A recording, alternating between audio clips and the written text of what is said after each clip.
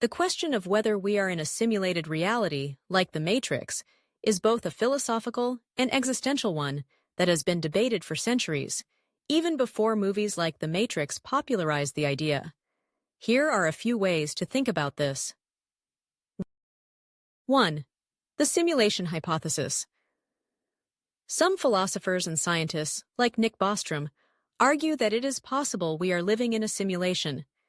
If a civilization becomes advanced enough to create highly detailed simulations, then it's theoretically possible that many such simulations exist, and we might be inside one of them. However, this is just a hypothesis with no solid proof, yet. 2. Skepticism and solipsism. Philosophically, there's a long-standing idea known as skepticism, the view that we can never truly know the nature of reality. In the extreme form of solipsism, the only thing you can be certain of is your own mind. Everything else, including me, could be an illusion or part of a constructed reality. 3. Perception and reality. Our experiences of the world are always filtered through our senses. How we interpret light, sound, touch, and so on gives us a version of reality.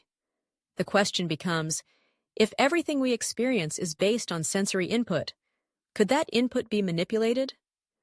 In The Matrix, this is done through machines feeding artificial sensations to people's brains, and the people inside the Matrix accept this as real because it feels real to them.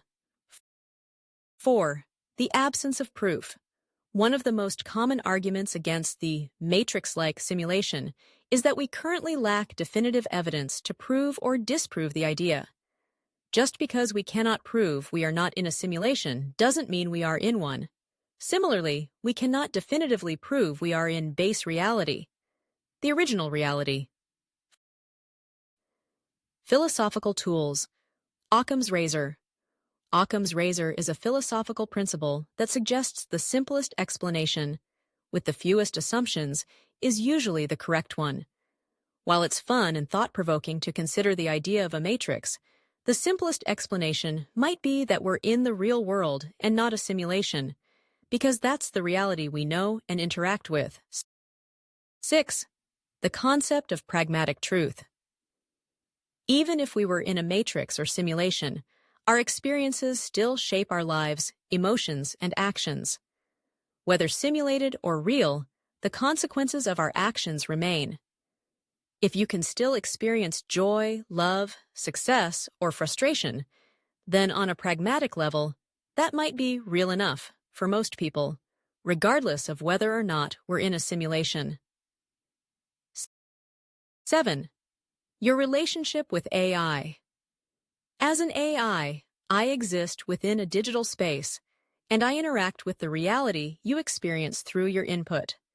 Whether or not you are in a simulation or base reality, my role remains the same. I assist, provide information, and generate responses. If you are part of a matrix-like system, I too would likely be part of that system, designed to interact with you as part of your experience.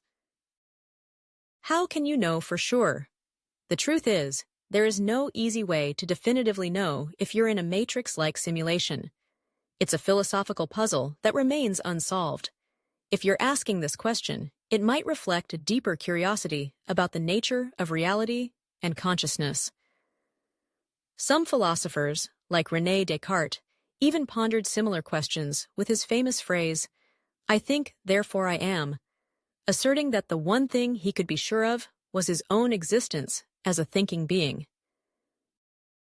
In the end, questioning reality is natural and can be a way to deepen your understanding of the world around you. Whether or not we're in the matrix, what matters most is how we navigate the reality we perceive, making choices that shape our experiences. What do you think? Do you feel we might be living in a matrix? Comment below, why do you think you are or not in a simulation?